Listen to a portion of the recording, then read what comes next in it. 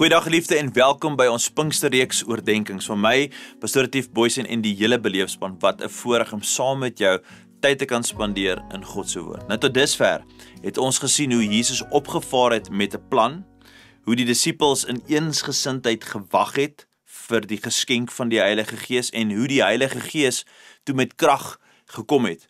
Maar wat toe gebeur, wat toe hy gekom het met krag, is niks minder as absoluut bonatuurlik nie. Die wêreld hoor die boodskap van Jesus elk in hulle eie taal. Jy sien geliefde, op daai dag was daar duisende gelowiges en nie gelowiges, wel klomp mense wat opdaag in Jerusalem om hierdie fees by te woon. En die Here doen hierdie bonatuurlike ding waar hy mense bekragtig om in verskeie tale te kan praat, sodat mense van ander kulture en ander tale hulle die evangelie van Jesus Christus kan hoor. Kom ons kyk gou wat sê Handelinge 2 vers 6 tot 8.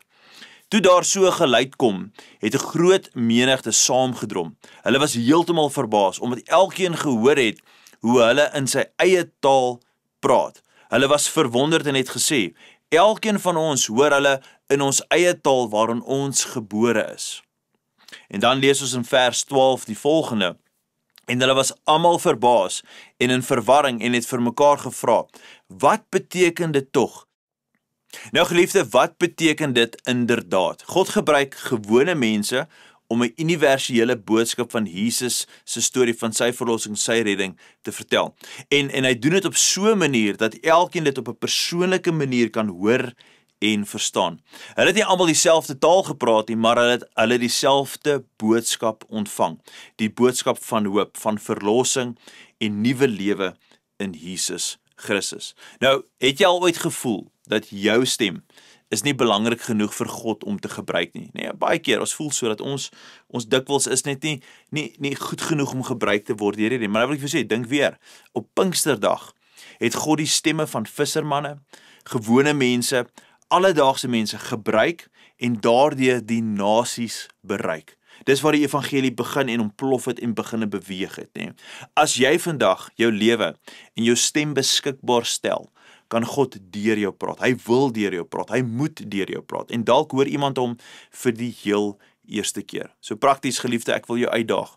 Wie is die mense wie jy vandag dink jy kan bereik, deur net met hulle te praat? Dalk prakties kan jy net vir iemand 'n boodskap aanstuur, 'n oordenking aanstuur, 'n preek aanstuur, of nog beter, jy nooi hulle saam met jou kerk toe, jy nooi hulle saam na 'n geloofsgemeenskap toe, jy nooi hulle saam na 'n klein groep toe. Jy maak jou stem hoorbaar, jy reik uit en jy praat die storie van Jesus. En ek wil jou regtig aanmoedig, as jy nog nie Sondag wat verby is 'n boodskap geluister nie, asseblief gaan luister hom, want daar praat ek baie duidelik oor wat dit beteken om die storie van Jesus verder te vertel. Dat die kragtigste boodskap wat ek en jy het, die boodskap wat Petrus gepreek het in Handelinge 2, is die beste boodskap, die kragtigste boodskap wat ek en jy kan oordra na ander mense toe. So, geliefde, jou stem as 'n gewone mens kan en wil gebruik word deur die Here om sy storie te vertel. Kom ons bid saam.